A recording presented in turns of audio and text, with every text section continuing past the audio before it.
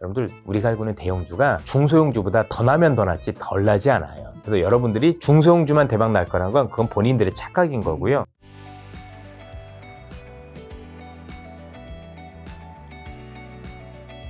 그럼 미국 고용시장 둔화 우려와 인플레이션 사이에서 연준의 셈법이 복잡한데 어쨌든 지금 대표님께서는 고용이 최우선이기 때문에 금리 인하를 할 거라고 말씀해 주셨는데, 그러면 이제 유동성도 좋다고 이야기해 주셨고 AI 버블도 아직 아니라 말씀해 주셨으면 현재 시점에서 투자자 가장 경계할 매크로 리스크는 뭐가 남아 있을까요? 사실 첫 번째는 우리가 알고 있는 트럼프의 대법원 판결이 조금 우리한테 고민이 많이 돼요. 관세요? 예, 관세와 관련해서 트럼프라는 사람이 만약에 야 트럼프 당신은 대통령이기 때문에 관세를 부과할 권한이 없습니다라는 판결이 지금 나올 가능성이 높거든요. 그러면 단기적으로 이번 시장도 금리 때문에 조정을 받았는데 금리가 오를 가능성도 배제할 수는 없는 거예요. 그건 왜 그러냐면 이런 거죠. 그러면 관세를 그렇게 하면 일단은 이 법이 위법이라게 판단이 되면 그동안에 트럼프가 위법으로, 그러니까 자기의 직권으로 때렸었던 관세와 관련돼 걷었던 돈들은 실제로 반환의 의미가 있습니다. 그래서 돌려줘야 되는 의미가 있고요. 두 번째는 트럼프가 얘기하기를 미국이 빚이 많은데 그리고 돈도 부족한데 돈 부족한 거, 세금 부족한 걸 뭘로 하겠다? 우리가 알고는 관세를 통해서 보충하겠다. 그래서 내가 돈을 쓰겠다라고 했는데 트럼프는 돈은 더 쓸 거거든요. 근데 쓴 돈을 메꿔줄 수 있는 장치가 없어지면 시장에서 고민하겠죠. 아니 미국 재정 어떡하려고 그래? 너 빚도 그렇게 많은데 저렇게 돈 펑펑 쓰면 문제가 되지 않겠니? 그러면 돈을 더 많이 찍을 수밖에 없는데 채권 시장에서 채권의 공급은 많아지고 수요는 줄어드니까 금리가 오를 수 있는 그 여지가 일단 단기적으로는 불안합니다 라고 말씀을 드려야 될 것 같고요. 또 하나는 어떻게 될지 모르겠는데 요즘 트럼프가 정치적 이슈로 하나 시달리고 있어요. 알고 계시겠지만 그 이상한 사람 하나 있잖아요. 그죠? 아동 성착취를 했었던 그 사람하고 되게 친하지 않았느냐, 그저 현장에 있었느냐 라고 해서 정치적 논란에 휘말리고 있는 건데 이것도 아마 트럼프와 관련해서 여러 정치적 변수가 될 수도 있지 않을까 이런 생각을 좀 가지고 있습니다. 자, 그럼 다시 AI 버블로 좀 돌아와서 구글의 제미나이 3.0 공개가 AI 거품론 전제는 계기가 되었는데 엔비디아 GPU 의존도에서 벗어난 구글의 TPU 전략이 반도체 시장 판단을 좀 어떻게 바꿀까? 그 이후로 엔비디아 주가는 좀 안 좋고 구글 주가는 좋았죠. 지금 이제 전체적으로 이와 관련해서 미국 내에서도 갑론을박이 있었었고 이제 제가 김 작가님을 뵙는 동안에도 이제 골드만삭스의 자료가 나와 있더라고요. 구글 같은 경우 내년에 돈을 쓰는 거에 있어서 엔비디아께 200, 그 다음에 TPU에 투자하는 게 100 이런 정도예요. 여전히 엔비디아에서 벗어날 수 없다. 그래서 아마도 현재 전체의 어떤 비중 중에서 한 10% 정도는 TPU를 통해서 뭔가 효율을 할 수 있지만 결국 현재 수준에서 엔비디아를 벗어나기는 되게 어렵다라는 게 기본적인 전제고요. 두 번째는 모든 기업들이 지금 구글에 가지고 있는 그 에이직 칩이라는 맞춤형 칩을 쓸 수는 없죠. 그래서 또 이 엔비디아 GPU는 단순히 빅테크 기업만 원하는 게 아니라 각 국가들도 또 우리가 알고 있는 기업들도 원하고 있어요. 그러다 보니까 이 수요가 단기간에 어떻게 될 것 같지는 않다라 보여집니다. 참고로 시청자분들의 이해를 돕기 위해서 GPU하고 TPU가 뭐지? 물어보실 분이 있을 거라고 생각하는데 그냥 쉽게 말씀드리면 이렇습니다. GPU가 그냥 더 큰 거예요. GPU는 다 할 수 있어요. 근데 TPU는 GPU가 할 수 있는 것 중에서 일부만 떼운 거예요. 그럼 이걸 왜 떼우느냐? 내가 만약에 예를 들어서 법률사무소를 하는데 나는 그럼 이게 다 필요가 없잖아요. 그러니까 GPU는 법률도 하고 뭐 경제도 하고 문학도 하고 다 하는 거예요. 근데 내가 필요한 건 법률만 필요하면 법률만 떼와요. 그러면 이 칩이 가볍기도 하고 전기를 덜 먹거든요. 빨라지기도 하고. 그래서 나한테 특화되게 GPU에서 일부 기능을 가지고 와서 기능을 축소해서 만든 칩인데 이게 특정 분야만 하게 되면 훨씬 더 효율적이기 때문에 쓰는 칩이다라는 정도로 좀 이해해 주시면 좋을 것 같고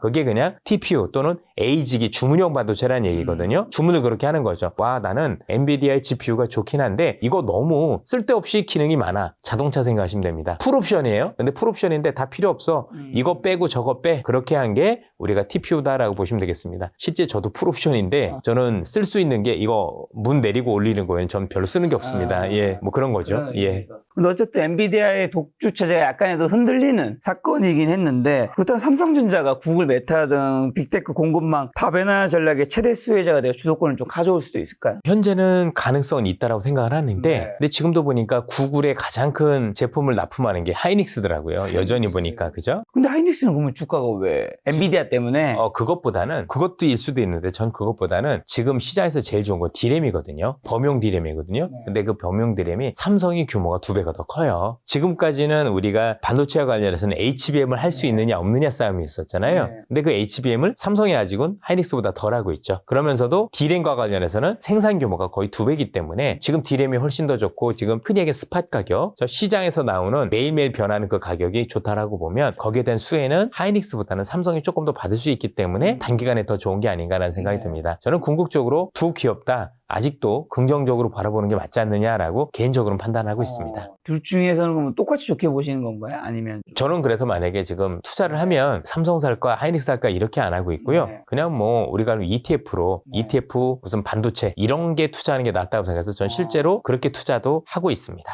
ETF는 좀 더 편하게 이해하실 수 있으니까 혹시 어떤 상품명인지. 뭐 코덱스 반도체가 낫다라고 생각을 해서 그 반도체를 좀 사봤고요. 이미 저는 샀으니까 여러분들한테 사라는 말씀은 아닙니다. 예, 그래서 제 개인적으로는 그렇게 했었었고 마음이 편한 거죠. 특정 기업을 이렇게 안 해도 되는 거고 거기서 알아서 바꿔주다 보니까 산지도 꽤 됐으니까. 네. 다시 한번 말씀드리지만 이거 뭐 추천에게는 그런 건 아닙니다. 저는 이미 가지고 있기 때문에. 근데 개인 투자자들은 그럼 주가가 좀 하락한 SK하이닉스 대거 사들면서 저가 매수에 나섰는데 외국인은 좀 매도세가 이어진다고 하던데 이런 개인들은 이번 투자는 괜찮은 전략일까요? 외국인들 같은 경우는 그동안 너무 많이 벌었어요.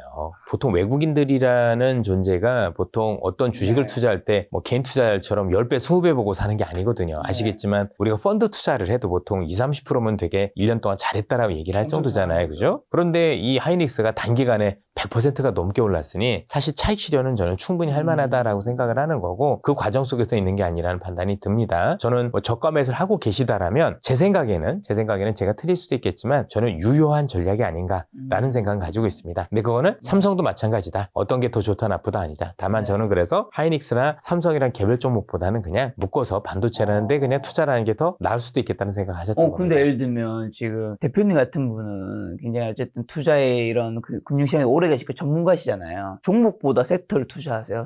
훨씬 더 우리 일반 사람보다 많이 아시니까.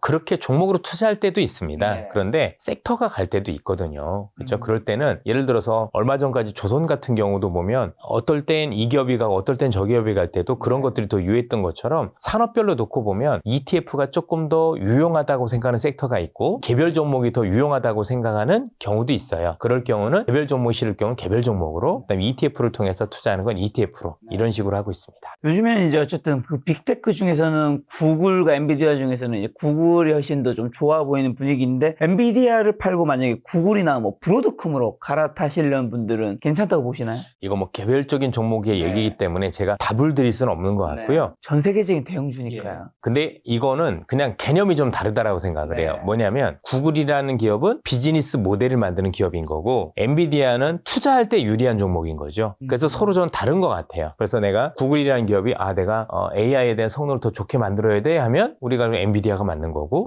이제는 비즈니스가 이제 돈을 벌어. AI 가지고 이제는 참 엄청 어마어마한데 얘가 돈을 벌어. 그러면 우리가 유리한 거잖아요. 그죠? 그 측면에서 여러분들이 어떤 고민을 하고 있는지 보시면 될 것 같아요.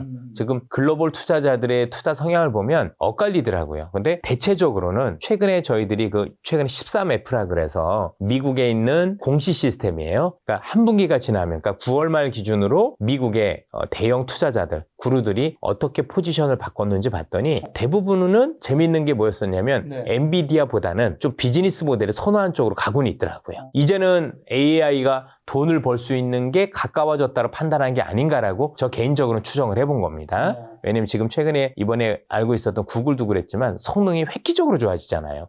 이게 이렇게 좋아진다고? 이렇게 좋아진다고? 그러면 이런 기업들도 한번 볼 필요가 있는데 그리고 개인적으로 그렇잖아요. 지금 논란의 중심에 구글은 없잖아요. 그렇죠? 그러면 어떤 게 옳은지는 알 수는 없지만 굳이 논란 있는 기업보다는 논란 없는 주식을 사는 게 조금 더 유리하지 않을까. 마침 또 워렌 버핏이라는 분이 투자도 했다고 하니. 그러니까요. 6조 원 넘게. 네. 그런 의미에서 산 걸까요? 워렌 버핏은 왜? 워렌 버핏도 뭐 제가 버핏이 아니기 때문에 잘은 알 수 없지만 나름대로 저는 애플을 예전에 샀었을 때 그림을 가지고 있다라고 보고 있습니다. 애플을 팔고 구글을 사고 있는 거잖아요. 애플은 사실 AI 시대에서 제일 투자를 잘못한 기업 중에 하나입니다. 실제 이 AI가 처음에 발달했었을 때 이 AI 관련한 그 엔지니어들은요, 자기네들 사이트가 있어요. 그래서 거기서 서로 간에 AI가 지금 이렇게 발전하고 있어서 자료들도 공유하고 서로 간에 오픈 소스라고 하죠. 이렇게 해서 전체적으로 사업 방향을 진행해 나갔는데 애플만 되게 폐쇄적이었던 거예요. 실제로도 그렇고 그래서 애플이 실제로 AI에 대한 투자도 게을리했지만 그것뿐만이 아니라 애플 내부에서도 너무 폐쇄적이다 보니까 사실상 AI와 관련해서 적절한 대응을 하지 못했었던 부분이 있습니다. 그래서 다른 기업에 비해서 좀 많이 밀렸었고요. 다만 애플도 처음에 애플이라는 생태계를 만들 때 우리가 워렌 버핏이라는 분이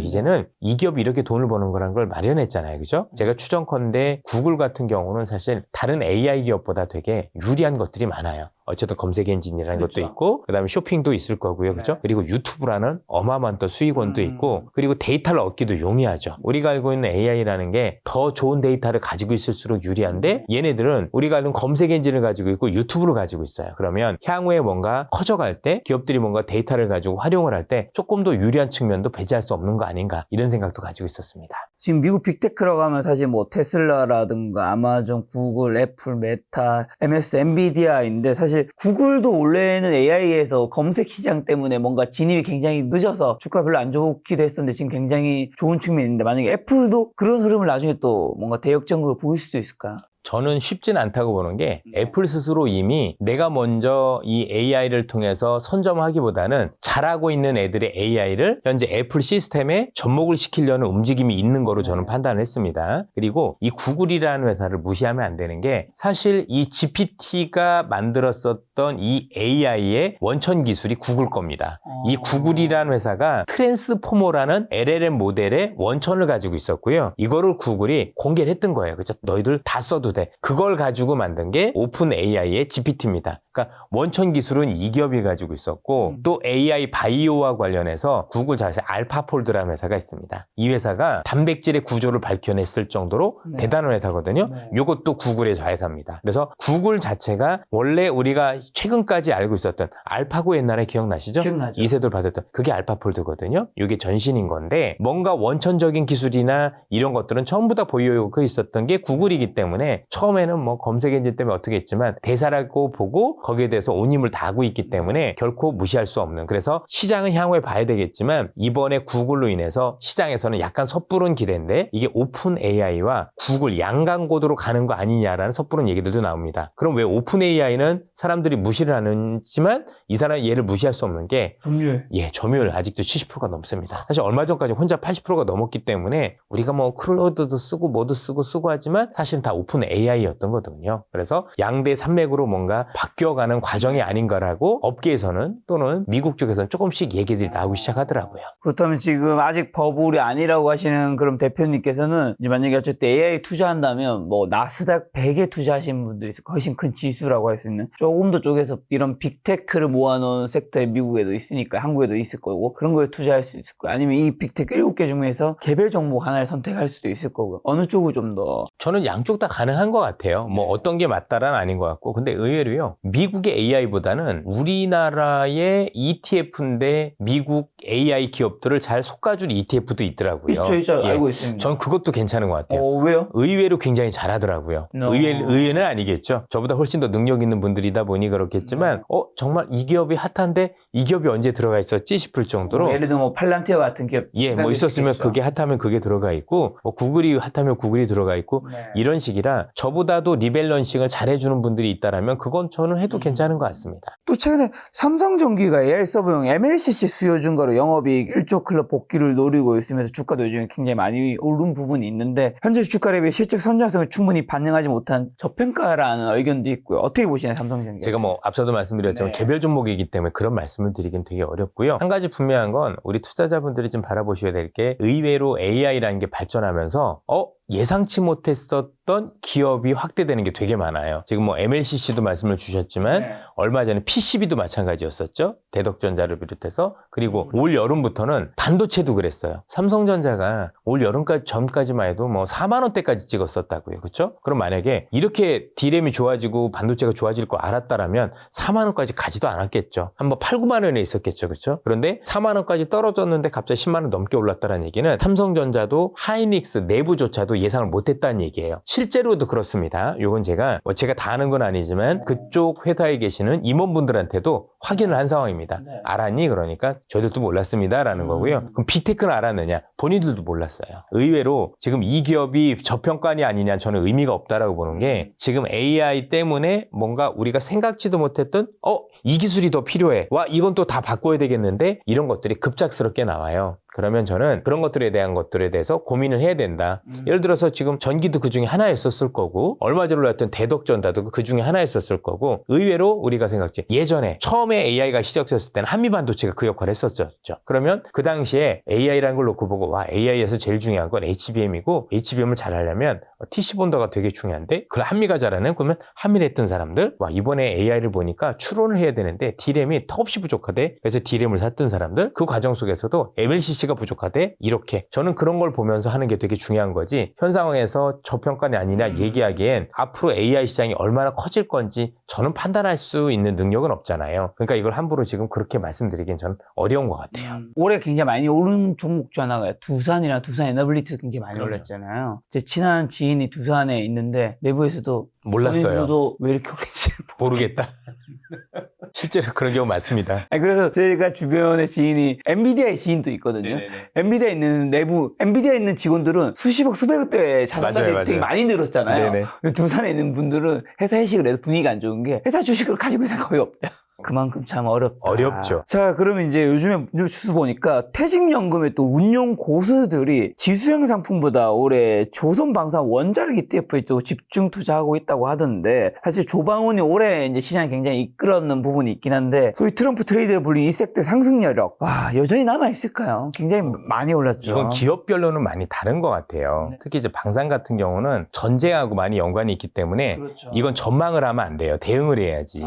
그렇죠? 전쟁 어떻게 될지 제가 알 수 있습니까? 모르죠. 사실 여러분들 막 기억하시는 분도 있겠지만 저도 원래 우크라이나 전쟁이 터졌을 때 네. 그게 이렇게 길게 갈 거라고 예상을 못 했었어요. 저는 생각보다 러시아 전략이 컸기 때문에 그래도 러시아가 빠르게 승리하지 않을까라고 저도 섣부르게 전망을 했었던 적이 있습니다. 그런데 지금도 뭐 우리가 알고 있는 트럼프가 지금 러시아가 우크라이나 전쟁을 끝낸다는 얘기를 많이 하면 사실상 관련 기업들 같은 경우는 단기적으로 모멘텀이 약화되기 때문에 쉬어갈 수밖에 없어요. 그죠? 근데 그게 정말 그렇게 될지 안 될지 알 수는 없지 않습니까? 그래서 단기적인 측면에서는 저는 큰 의미가 없다고 보여지고 나머지 기업들 같은 경우는 여전히 큰 그림에서 뭔가 큰 추세가 무너졌다고 생각을 안 하기 때문에 뭐 그런 정도만 말씀드릴 수 있지 않을까 싶습니다. 그러면 올해 이제 남은 게 벌써 12월 한 달밖에 안 남았고요. 내년이 있는데 올해 12월 내년에는 한국 주식과 미국 중에서 어디가 좀 더 좋게 보시는지랑 그다음에 유망한 섹터는 좀 어딜 보시나요? 저는 아직까지는 한국이 조금 더 낫다 쪽에 무게를 두고 있어요. 네. 그러니까 아주 길게 보면은 아닐 수도 있겠지만 네. 올해하고 내년 정도만 놓고 보면 한국 시장이 꽤 그래도 유망해 보인다라고 네. 생각을 하는 게 일단 첫 번째는 세금이 없어요. 금투세가 그죠? 미국 주식에서는 돈 보면 22%는 세금을 감안하고 지금 말씀을 드리는 거고요. 두 번째는 왜 그런 얘기를 하냐면 지금 현재 AI가 조금 더 발전을 하고 더 투자를 할 때 의외로 가장 큰 수혜가 대만 빼놓고는 한국인 것 같아요. 그걸 해줄 수 있는 기업들이 한국에 되게 많아지고 있다 보니까 나름대로 한국에 대해서 내년에는 또 네. 긍정적일 수 있는 요인들이 되게 많지 않느냐라고 생각을 해서 일단 내가 아는 기업들이고 사실 미국에서는 우리가 특정 대기업들은 몇 개는 알 수 있어도 나머지는 나머지 어렵죠. 탐방을 가기도 어렵고 사실 그래서 서학기회분들 수익이 좋은 거 아닌가요? 몰라서 뭐 그렇다는 얘기도 있습니다. 한국에서는 잘 모르는 중소형주에서 수익률 높이려 하다가 뭐 날아가는데 미국에서는 대부분 싹 다 거의 뭐 아는 기업 위주로 특히 이제 미국의 그 테슬라에 일론 머스크 좋아하니까 일론 머스크 회사 투자하고 뭐 이런 식으로 하니까 김 작가님이 네. 굉장히 중요한 지적을 해주셨다고 생각을 해요. 정말 무슨 예, 지적을 했죠? 무슨 지적이냐면 한국도요 아는 것만 해도 대박 나는데 전혀 지장 없어요. 여러분들 개인 투자자라고 중소형주를 해야 된다고요? 천만의 말씀입니다. 네. 대형주가 단 한 번도 10배가 안 난 적이 없습니다. 똑같아요 수익률이. 항상 지나보면 99년 닷컴 버블 때도 그때 통신주가 대장주였거든요. 통신주 수십 배씩 올랐어요. 2006, 7년도에 조선주도 수십 배씩 올라댔고요. 여러분들이 2008년도에 우리가 알고 있는 그때 화장품이나 그 당시에 또 되게 면세점 열풍 불었는데 우리가 아는 호텔신라도 한 20배 올랐잖아요. 아모레퍼시픽도 10배 이상 올랐었고. 여러분들 우리가 알고 있는 대형주가 중소형주보다 더 나면 더 낫지 덜 나지 않아요. 그래서 여러분들이 중소형주만 대박 날 거란 건 그건 본인들의 착각인 거고요. 되려 대형주를 많이 들고 있으면 좋은 점이 뭐냐면 일단 내가 아는 기업이다. 두 번째, 내가 얼마를 사고 팔아도 시세에 영향이 별로 없습니다. 그렇죠. 그래서 황금성이 되게 좋다. 중소형주는 자칫 잘못하다가는 못 빠져나올 확률이 제가 대주주 되는 경우도 있습니다. 그렇죠? 그리고 내가 팔면 한 10%씩 밀리는 경우도 밀릴 있죠. 수 있죠. 그래서 거래 안 되는 거 사면 안 되거든요. 그렇죠? 네. 또 하나는 이익 창출 능력이 확실히 대형주가 더 우수하다라는 네. 부분들도 있고 외국인들 들어와도 대형주만 들어오잖아요. 그래서 저는 미국에서만 그러실 게 아니라 한국에서도 똑같이 하셔도 좀 문제가 없다라고 생각을 하고 있습니다. 한국에서 그러면 대형주 그래도 조금 범위를 좀 좁혀준다면요. 코스피 200 내에서만 전 투자를 해도 투자가 넘치지 부족하진 않다라고 생각을 해요. 네. 내년에 그 뭐 그래도 전망을 좀 좋게 보실 때 반도체나 뭐 이런 섹터 큰 거라도 예, 여전히 뭐 반도체 쪽은 여전히 긍정적으로 보고 네, 있고 반도체. 그다음에 다른 데서도 저 말씀하신 데서는 전력과 관련된 기업들이 굉장히 전력 핫할 수 기기 너무 많이 있다라고. 오르지 않았나요? 효성중공업, LS 전력과 관련이라고 했으니까 전력 기기만 있는 건 아닙니다. 네. 예, 지금 뭐 많은 분들이 얘기를 주시고 저도 비슷하게 생각하는데 네. 내년 시장에서 의외로 시장에서 많이 화두가 될 수 있는 게 미국에서 전력 부족에 대한 이슈가 생각보다 커질 수도 있다는 생각이 들었습니다. 이건 여러 가지 아이디어가 있지만 최근에 엔비디아에서도 그 얘기를 했어요. 엔비디아가 실적 발표를 하면서 야 너희들 나중에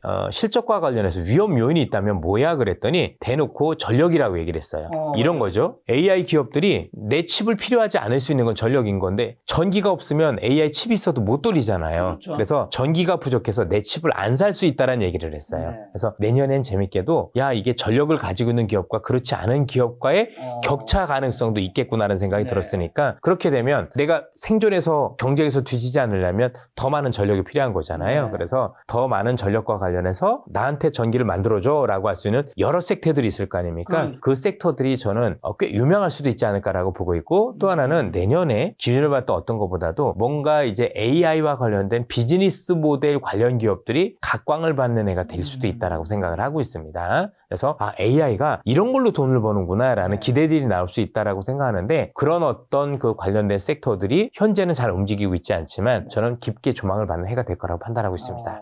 전력기기 이런 쪽 관련해서는 한국 쪽에 전력 관련 산업. 전력 관련 예. 산업. 만약에 근데 AI 투자를 하시는 분이라면 예를 들면 소프트웨어를 하면 한국의 네이버나 카카오 이런 데가 포함된 보다는 미국이 훨씬 나을까요? 그건 더 유리하다라고 보여지죠. 네. 아무래도 투자한 규모로 생각하시면 되지 않습니까? 아이고 저기는 저렇게 쏟아부었다라고 하는데 우리 그 정도 쏟아부어가지고 따라갈 수 있을까요? 전 쉽지 않다라고 사실 봅니다. 그렇게 쏟아부으면 미국에서도 아직 승부가 명확히 나지 않는데 한국에서 쏟아붓는 거는 미미한 거죠. 그럴 수 예, 있겠죠. 맞습니다.